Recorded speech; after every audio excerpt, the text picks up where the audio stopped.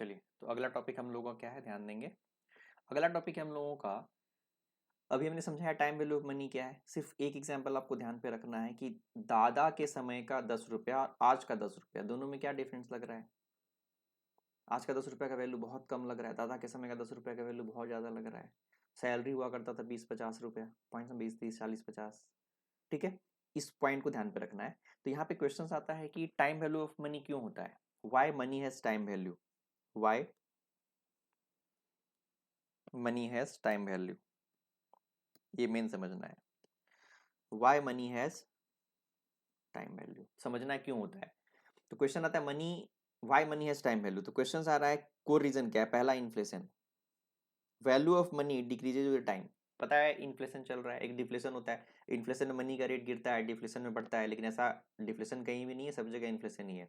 तो जो इन्फ्लेशन होता है मनी का वैल्यू गिर रहा है, इसलिए टाइम वैल्यू ऑफ मनी है। अगर आज का वैल्यू 1 रुपया लेंगे, अगर हम कुछ नहीं करेंगे तो नेक्स्ट ईयर उसका वैल्यू गिर के 90 पैसा के अप्रॉक्स हो जाएगा। ठीक है, दिन दिन पर दिन, क्योंकि देखिए दादा के समय का 10 रुपया आज का 10 रुपया नहीं था, उसका वैल्यू कितना गिर गया। वही चीज है, इन्फ्लेशन चल रहा है इसके लिए। दूसरा क्या, अपॉर्चुनिटी कॉस्ट। अपॉर्चुनिटी कॉस्ट का मतलब क्या है, हर एक पैसे में एक अपॉर्चुनिटी कॉस्ट होता है। अगर आप कुछ भी नहीं करें, सिर्फ बैंक में डाल दे, तो देखिए वो खुद वो क्या होगा, इंटरेस्ट बढ़ बढ़ के पैसा होगा, उसको बोलते हैं अपॉर्चुनिटी कॉस्ट। किसी को इंटरेस्ट पे दे दें, वो अपने आप पैसा ग्रो होगा। तो मनी में क्या होता है, अपॉर्चुनिटी कॉस्ट होता है जो आप लूज कर रहे हैं। अगर आप नहीं पर यूज करेंगे तो सिंपल आपका पैसा का वैल्यू गिर जाएगा, इसलिए होता है टाइम मनी टाइम वैल्यू। जैसे you can invest today money and earn interest, आप कहीं भी उसको पैसा को रख देंगे तो क्या होगा, पैसा आप बनाएंगे। तो बोल सकते हैं मनी में एक पोटेंशियल अर्निंग होता है पैसा कमाने का, उसको बोलते हैं हम लोग अपॉर्चुनिटी कॉस्ट। क्लियर है।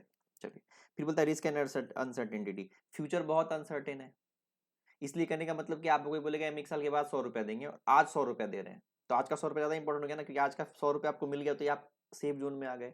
फ्यूचर का कोई भरोसा नहीं है, फ्यूचर अनसर्टेन है, क्या होगा नहीं होगा, इसलिए बोलते हैं हम लोग टाइम वैल्यू ऑफ मनी।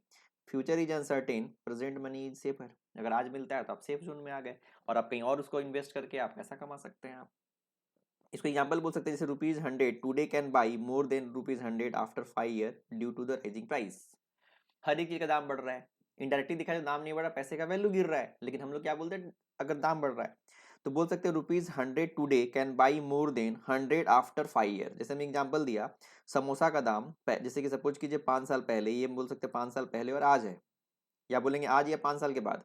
तो आज समोसा का दाम 20 रुपया है, आने वाले समय में समोसा का दाम 50 रुपया होगा। तो हम आज कितना समोसा ले सकते हैं, 5 समोसा ले सकते हैं।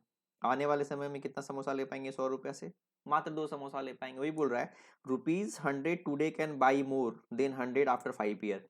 तो देखिए आज हम उससे कितना हम खरीद पा रहे हैं समोसा, 5 समोसा खरीद पा रहे हैं, लेकिन हम उससे 5 साल के बाद आफ्टर 5 ईयर कितना खरीद पाएंगे, 2। यही बोलता है टाइम वैल्यू ऑफ मनी है, ड्यू टू राइजिंग प्राइस, क्योंकि दाम बढ़ रहा है ना, समोसा का दाम 20 था, वो बढ़ते बढ़ते कितना हो जाएगा, 50 हो जाएगा। क्लियर है। चलिए, इसलिए समरी में बोल सकते हैं मनी का जो टाइम वैल्यू ऑफ मनी क्यों होता है, तो इन्फ्लेशन की वजह से, इन्वेस्टमेंट अपॉर्चुनिटी की वजह से, अनसर्टेनिटी की वजह से टाइम वैल्यू ऑफ मनी होता है। तो हम बोल सकते हैं पैसा का वैल्यू क्यों गिर रहा है, तो यहाँ पे 3 रीजन बता सकते हैं। इन्फ्लेशन रेट चल रहा है, इंडिया में इन्फ्लेशन चल रहा है, इसके लिए टाइम वैल्यू ऑफ मनी होता है। इन्वेस्टमेंट अपॉर्चुनिटीज है, अगर हम उस पैसे को कहीं पे जमा करेंगे तो बढ़ेगा, नहीं करेंगे तो ऑटोमेटिक वैल्यू कम हो जाएगा। एक आदमी के पास 100 रुपया उसने बैंक में रख दिया, उसका 110 हो जाएगा, मेरा 100 रुपया अगर हम अपने पास रखेंगे तो 100 का 100 ही रहेगा। ठीक है। अनसर्टेन, फ्यूचर अनसर्टेन है, क्या हो सकता है नहीं हो सकता, इसके लिए आज का वैल्यू ज्यादा सेफ है। तीनों को मिला के बोलते हैं टाइम वैल्यू। ये पॉइंट समझ में आ रहा है। तो एक सिंपल, ये प्रैक्टिकल में काम आने वाला नहीं है, थ्योरेटिकल क्वेश्चन है, किसमें कि why money has time value, money में टाइम वैल्यू क्यों होता है, तो ये सब रीजन है। इन्फ्लेशन, इन्वेस्टमेंट अपॉर्चुनिटीज, तीसरा फ्यूचर अनसर्टेन। ठीक है, नोट कर लीजिए।